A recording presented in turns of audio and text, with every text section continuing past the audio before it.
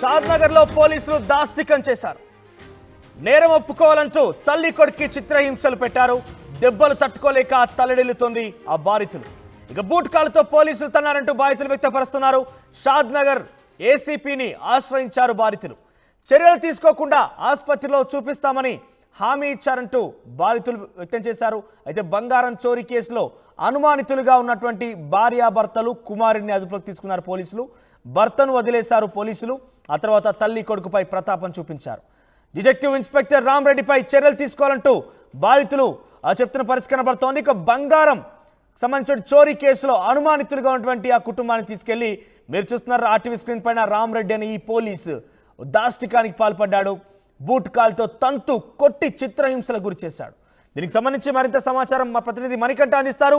Yes Manikanta, so ఎటువంటి situation ఉంది, వాళ్ళు ఏం కోరుకుంటారు, అసలు ఏం జరిగింది, అనుమానితుల్ని ఇంత ఘోరంగా చిత్రహింసలకు గురి చేయడం గల కారణం ఏంటి?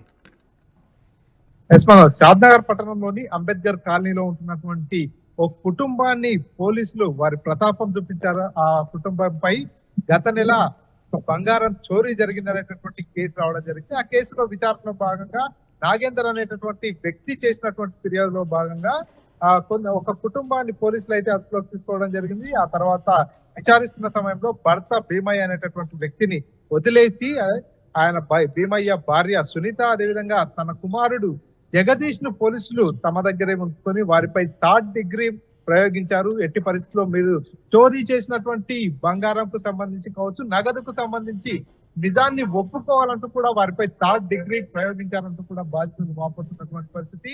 ఒక మహిళను, అదేవిధంగా ఒక మైనర్ బాలును, ఇద్దరిని కూడా పోలీసులు అత్యంత క్రూరంగా వ్యవహరించారు. వారిపై బూటు కాలుతో తంతు, లబ్బరు బెల్ట్ తో కొడుతూ పూర్తిగా చిత్రహింసలకు గురి చేశారంటూ కూడా బాధితులు వాపోతున్నటువంటి పరిస్థితి.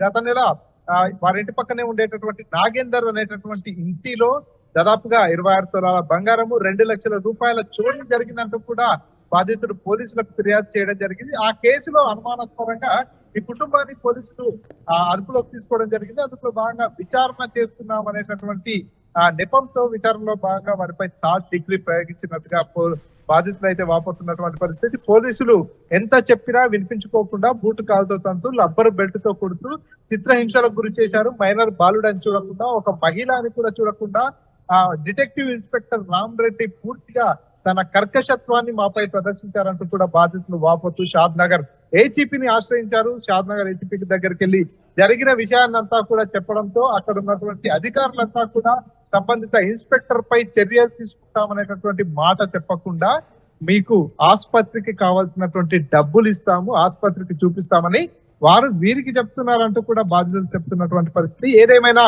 ఒక దళిత మహిళపై, అదేవిధంగా ఒక మైనర్ బాలుడిపై ఇంత కర్కశత్వంగా ప్రవర్తించడం ఏంటంటూ కూడా ప్రజా సంఘాలంతా కూడా మండిపడుతున్నటువంటి పరిస్థితి. పూర్తిగా ఒకవేళ వారు నిజంగానే దొంగతనం చేసి ఉన్నట్టయితే చట్టపరంగా వారికి ఎటువంటి శిక్ష వేయాలో అటువంటి శిక్ష వేయాలి. కానీ ఇంటరాగేషన్ పేరుతో మహిళపై, మైనర్ బాలుడిపై 3rd డిగ్రీ ఎట్లా ప్రయోగిస్తారంటూ కూడా ప్రజా సంఘాలన్నీ కూడా ప్రశ్నిస్తున్నటువంటి పరిస్థితి. డిటెక్టివ్ ఇన్స్పెక్టర్ రామరెడ్డి అనుమానితుల్ని ఇంత ఘోరంగా చిత్రహింసలకు గురి చేయడం అనేది ఏమైనా ఎక్కడ కూడా చూడలేదు. అనుమానితులు ఇంత ఘోరంగా చిత్రహింసలకు గురి చేస్తారా? ఎగ్జాక్ట్లీ. షాద్నగర్ పట్టణంలో పూర్తిగా ఇదే చర్చనీయాంశంగా మారింది. వారు దొంగతనం చేసినట్టుగా నిరూపణ కాలేదు, వారిపై అనుమానంతోనే కేసు నమోదు చేసినట్టుగా తెలుస్తుంది. 10 రోజుల నుంచి కూడా కస్టడీకి తీసుకున్నట్టుగా కొంతమంది చెప్తున్నటువంటి పరిస్థితి. కానీ వారిని ఇంతవరకు కూడా రిమాండ్ కు పంపించట్లేదు. కానీ వారిని పూర్తిగా ఈ విచారణ పేరుతోనే వారిపై చిత్రహింసలు గురి చేస్తున్నారు అనేది స్థానికులు కావచ్చు, అదేవిధంగా అనుమానితుల దగ్గర ఏమైనా నగదు దొరికిందా? ఏదైతే చోరీ గురైనటువంటి బంగారం అంటున్నారో అదేమైనా దొరికిందా వాళ్ళ దగ్గర? ఇంట్రాగేషన్ లో ఈ డిటెక్టివ్ ఇంట్రాగేషన్ లో వారి నుంచి ఏమైనా సమాధానం దొరికిందా? ఎగ్జాక్ట్ గా 26 తులాల బంగారము, 2 లక్షల రూపాయల నగదు చోరీకి గురైంది అనేది ఎవరైతే నాగేందర్ అనేటటువంటి వ్యక్తి చేసినటువంటి ఫిర్యాదు. అందులో భాగంగానే విచారణ చేస్తున్నారు. విచారణ కంటే ముందుగానే ఎవరైతే చోరీ చేసిన వ్యక్తులు ఆ బంగారంని, అదేవిధంగా నగదుని వారి ఇంటి ముందే పెట్టి పోలీసులకు ఫిర్యాదు చేసిన తర్వాత అక్కడ నాగేందర్ ఇంటి ముందు పెట్టి వెళ్ళిపోయినట్టుగా కూడా చర్చ జరుగుతున్నటువంటి పరిస్థితి. కానీ పూర్తి స్థాయిలో బంగారం అక్కడ ఉంచలేదు. కొంత బంగారాన్ని, కొంత నగదును వారు అపహరించారు. పూర్తిగా 26 తులాల బంగారం, 2 లక్షల రూపాయలకు గాను అంత మొత్తంలో కాకుండా కొంత ఒక 2 తులాల బంగారం కావచ్చు కొంతవరకు తగ్గించి పెట్టారనేది బాధితులు చేస్తున్నటువంటి ఆరోపణ. ఇందులో భాగంగానే తాము అనుమానితులుగా పక్కింటి వారైనటువంటి భీమయ్య, సునీత వారి కుటుంబ సభ్యుల్ని పూర్తిగా కస్టడీలో తీసుకున్నటువంటి పరిస్థితి. భీమయ్య, సునీత అదేవిధంగా వారి కుమారుడు 13 ఏళ్ల జగదీష్ ని ముగ్గురిని కూడా అదుపులోకి తీసుకున్నారు. ఎట్లా ఉంది ఎగ్జాక్ట్ వారు పూర్తిగా పోలీసుల దెబ్బలతో పూర్తిగా వారంతా కూడా చాలా ఇబ్బందులు పడుతున్నటువంటి పరిస్థితి. వారిపై 3rd డిగ్రీ ప్రయోగించినట్టుగా చెప్తున్నారు. కళ్ళకు జెండు బాంబు చూస్తూ అదేవిధంగా రబ్బర్ బెల్ట్ తో కొడుతూ బూటు కాళ్లతో తంటూ పూర్తిగా చిత్రహింసలకు గురి చేశారంటూ కూడా బాధితులు వాపోతున్నటువంటి పరిస్థితి. ఈ సమాచారం ఇన్స్పెక్టర్ రామరెడ్డిపై ఫిర్యాదు చేశారా? పై స్థాయి అధికారులు ఏం చెప్తున్నారంటే ఒక అనుమానితుల్ని, మహిళని, వారి కొడుకుని అంటే సుమారుగా చిన్న వయసున్న వ్యక్తిని కూడా ఇద్దరిని ఇంత ఘోరంగా చిత్రహింసలకు గురి చేయడం అనేది పై స్థాయి అధికారులకు సమాచారం చేరిందా? ఎగ్జాక్ట్ గా వాళ్ళంతా కూడా షాద్నగర్ ఏసీపీని అప్రోచ్ కావడం జరిగింది. తమపై జరిగినటువంటి పోలీసులు తమపై ఏ విధమైనటువంటి దాష్టికాన్ని ప్రదర్శించారో అదంతా కూడా షాద్నగర్ ఏసీపీకి చెప్పుకున్నట్టుగా బాధితులు చెప్తున్నారు. అక్కడ షాద్నగర్ ఏసీపీకి సంబంధించినటువంటి అధికారులు కూడా సంబంధిత ఇన్స్పెక్టర్ పై చర్యలు తీసుకుంటామనేటటువంటి హామీని అయితే వారికి ఇవ్వలేదు. కానీ మీకు ఏదైతే పోలీసుల దాడిలో పోలీసులు చేసినటువంటి 3rd డిగ్రీలో కావచ్చు దాంతో దెబ్బలు తగిలాయి, పూర్తిగా ఆరోగ్యం క్షీణించింది కాబట్టి మీకు వైద్య ఖర్చుల నిమిత్తం డబ్బులు ఇస్తామనేటటువంటి హామీ ఇచ్చినట్టుగా బాధితులు చెప్తున్నారు. తమకు కావాల్సింది వైద్య ఖర్చుల కోసం డబ్బులు. అధికారి రామరెడ్డి అనే ఆ ఇన్స్పెక్టర్ చేసింది కరెక్టే, కానీ మీకు వైద్య ఖర్చులు ఇస్తామంటూ పోలీసులు అసమర్థంగా మాట్లాడుతున్నారా? ఎగ్జాక్ట్ బాధితులు మాత్రం అదే చెప్తున్నారు. ఏసీపీని ఆశ్రయించాం, షాద్నగర్ ఏసీపీని ఆశ్రయించినప్పటికీ కూడా వారు మాకు వైద్య ఖర్చుల నిమిత్తం డబ్బులు ఇస్తామని చెప్తున్నారు తప్పిస్తే షాద్నగర్ డిటెక్టివ్ ఇన్స్పెక్టర్ రామరెడ్డిపై చర్యలు తీసుకుంటామనేటటువంటి హామీని మాత్రం ఇవ్వట్లేదు అనేది బాధితులు చేస్తున్నటువంటి బాధితుల పక్షాన ఎవరు నిలబడుతున్నారు? బాధితులు వాళ్ళు ఏ రకంగా ఉన్నారు? ఇప్పుడు బాధితుల పక్షాన ఎవరైనా ఫైట్ చేసే అవకాశం, ఎందుకంటే ఇంత విచక్షణ రహితంగా చిత్రహింసలు గుర్చడం అనేది అనుమానంతో మీకు అక్కడ వాళ్ళని అటాక్ చేయడం అనేది ఎట్టి పరిస్థితుల్లో కూడా అది లీగల్ గా ప్రొసీడింగ్స్ లో ఉండే అవకాశం లేదు. సో వారి తరపున పోరాడే అవకాశం ఉందా? ఎగ్జాక్ట్ గా ఈ ఘటన జరుగుతూ కూడా గత కొన్ని రోజులుగా జరిగినప్పటికీ ఈ రోజే ఈ ఘటన కూడా పూర్తిగా వెలుగులోకి వచ్చింది. దీనిపై సోషల్ మీడియాలో కూడా నెటిజన్లంతా కూడా ఫైర్ అవుతున్నటువంటి పరిస్థితి. ఒక మహిళను అందులో భాగంగా ఒక మైనర్ 13 ఏళ్ల బాలుడిని ఆ రకంగా వారు 3rd డిగ్రీ ప్రయోగించడానికి ఎట్లా సాధ్యపడుతుంది అనేటటువంటి కోణంలో కూడా నెటిజన్లంతా కూడా ఫైర్ అవుతున్నటువంటి పరిస్థితి. ఎందుకంటే ఆ మహిళా కానిస్టేబుల్స్ కావచ్చు వారంతా కూడా అడగాల్సి ఉంటుంది, విచారణ చేయాల్సి ఉంటుంది. కానీ పూర్తిగా అత్యంత దారుణంగా జెండు బాంబు కళ్ళకు చూస్తూ బూటు కాళ్లతో తొక్కుతూ లబ్బర్ బెల్ట్ తో మైనర్ బాలుడి అనేది కూడా చూడకుండా తన కాళ్లపై తన పాదాలపై లబ్బర్ బెల్ట్ తో కొట్టారనేది బాధితులు చేస్తున్నటువంటి ఆరోపణ. ఏదేమైనప్పటికీ బాధితులు పూర్తిగా తమకు అన్యాయం జరిగినట్టు కూడా తమ గోడు వెళ్ళబుచ్చుకుంటూ ఉన్నతాధికారుల దృష్టికి తీసుకెళ్లిన నేపథ్యంలో వారు కూడా బాధితులకు న్యాయం చేస్తామనేటటువంటి ఒక భరోసాను కల్పించలేదనేది బాధితులు చెప్తున్నటువంటి మాట. సో మొత్తం మీద ఒక బంగారం చోరీ కేసులో షాద్నగర్ లో జరిగింది ఘటన. బంగారం చోరీ కేసులో అనుమానితులుగా ఉన్నటువంటి కుటుంబాన్ని పోలీసు అదుపులోకి తీసుకున్నారు.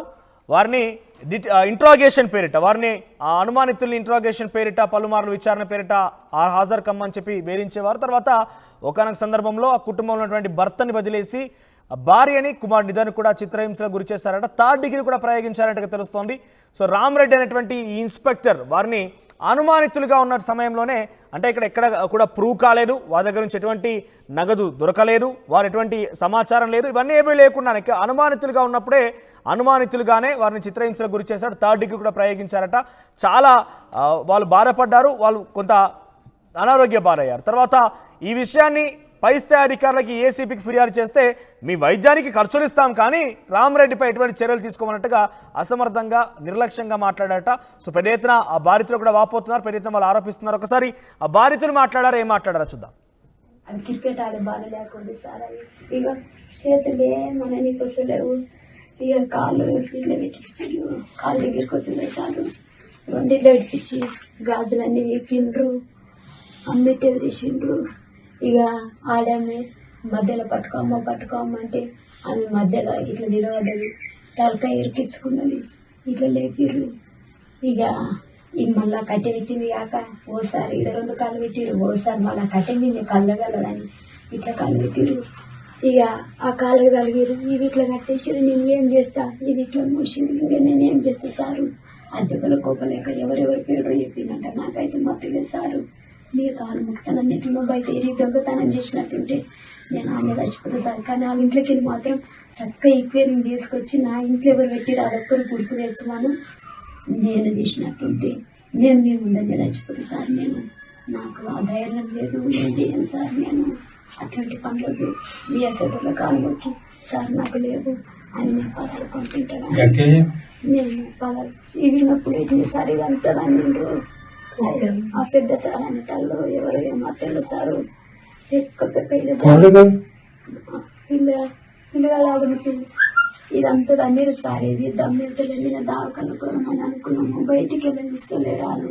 పెట్రోల్ షూ అంటే పెడతాం బిడ్డ, నువ్వు ఎట్లా బయటికి వెళ్తావు, నీ మగని నిన్ను నీ బిడ్డని నీ కొడుకును పెట్రోల్ వేసి అంటే పెడతాం, నువ్వు ఎట్లా బయటికి వెళ్తావో చూస్తానే మా బంగారం మాకు తెచ్చి అని అంటే ఏం చేద్దాం సార్. పొడి ఓం బత్తి తెచ్చి కొడదాము కాల్చి అని సార్ వాళ్ళంటే నేను చూడడానికి అయితే నేను లేకుంటే నేను వెళ్ళిపోతా అని ఆ మేడం వెళ్ళిపోయి సార్ భయపడి ఎందుకు వెళ్ళిపోతున్నావు నువ్వు రా జరిసేపు రా అని మళ్ళీ ఆ మేడానికి ఫోన్ చేసి ఎందుకు పోయినావంట అని నేను ఉండో నువ్వు మీరు అట్లా వేస్తాను ఆ మేడం వెళ్ళిపోయింది సార్. ఆ మేడం అందరూ మగ పోలీసులు అందరు మగలు పెట్టారని ఒక్క ఆడపిల్లగా మాత్రం అనుకోలేదు సార్. ఇది పొడి ఓం బత్తి తెచ్చి కొడదాము కాల్చి అని సార్ వాళ్ళంటే నేను చూడడానికి అయితే నేను లేకుంటే నేను వెళ్ళిపోతా అని ఆ మేడం వెళ్ళిపోయి సార్ భయపడి ఎందుకు వెళ్ళిపోతున్నావు నువ్వు రా జరిసేపు రా అని మళ్ళీ ఆ మేడానికి ఫోన్ చేసి ఎందుకు పోయినావంట అని నేను ఉండో నువ్వు మీరు అట్లా వేస్తాను ఆ మేడం వెళ్ళిపోయింది సార్. ఆ మేడం అందరూ మగ పోలీసులు అందరు మగలు పెట్టారని ఒక్క ఆడపిల్లగా మాత్రం అనుకోలేదు సార్. ఇది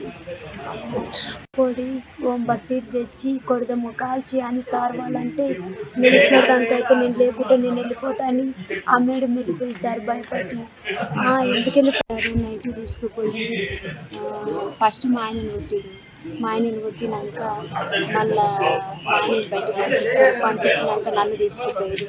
నన్ను తీసుకుపోయాక ఇట్లాంటి ఆపునిక్కర వేసిర్రు, బట్టలన్నీ వేసిర్రు, ఆపునిక్కర వేసి ఈ కాలు అక్కడ జాపిర్రు, ఈ కాలు అక్కడ జాపిర్రు. ఇక కట్టె ఒకటి పెద్దది పెట్టిర్రు సార్. పెద్దది పెట్టి మళ్ళా చేతులు ఎంట గట్టేసి కాళ్ళు సాపిపిచ్చి కాలు కట్టేసి ఒక పెద్ద కట్టె పెట్టి ఓసారి ఇక్కడ కాలు పెట్టిండు, ఓసారి మళ్ళీ కట్టె మీద ఇక్కడ కాలు పెట్టిర్రు. మేడము మధ్యలో నెత్తిరికించుకున్నది. ఇక నెత్తిరికించుకున్నాగా సార్ని ఇంట చూసిన పెట్టిర్రు. ఇక కొడతా ఉంటుంది సారు. అంత ఘోరం మాత్రం కొట్టద్దు సారు. మస్తు కొట్టిరు సారు. బట్టలకి కొట్టిరు అంటే ఒక ఆడపిల్లను నేను చేయని శిక్ష అనుభవిస్తున్నా అంటే నాకు ఇవ్వద్దు సారు. మీ కాలు మొక్కి 10 రూపాయలు అనుకొని నేను బతుకుతా కానీ నేను ఇట్లాంటి పనులు చేయను, నాకు వద్దు సార్. నా పిల్లలకి ఆపరేషన్ అయింది, నా మోహన్కి పాన మంచిగా లేదు, నా కాలు ఇరిగిపోయింది సార్ అంటే ఇటంగా నమ్ముతలేదు సార్. వాళ్ళు కాలు ఇరిగిపోయిన ఇంకా నాకు పెట్టింది సార్. నాకు మొత్తం నేను నడవనీకి వస్తలేదు. ఇంకోసారేమో ఏదైనా వేసి తన్నిండు దమ్ము వస్తుంది నాకు మాట్లాడాలంటే అంటారు ఆపేస్తారు. ఎంత ఇష్టం పట్ట చేతులు కొట్టిరు. ఒకసారి కొట్టిండు పట్ట. ఇక ఇట్లా అయితే మొత్తం కాలు దగ్గరికి ఇట్లా గుంజుకుంటే కాలు దగ్గర గుంజుకుంటున్నవి ఏమిని అంట అని కాలు మళ్ళీ కట్టేసి అట్లే కొట్టారు సార్. 2 గంటల వరకు 9 నుంచి 2 గంటల వరకు కొట్టుడు నడిపి ఎందుకు నడివే కాళ్ళు మళ్ళీ ఎన్నుకోలేక అయితే నడువు అంటారు. నాకు నడవనికి వస్తలేదు, నువ్వు వెనుకపోతుంది. ఏమన్నా కొంచెం నీళ్ళ తడి చేయరంటే కొంచెం నీళ్ళ తడి చేస్తారు, కొడుతురు, నీళ్ళ తడి చేస్తారు, కొడుతురు సార్. అంత ఘోరం మాత్రం కొడుతురు.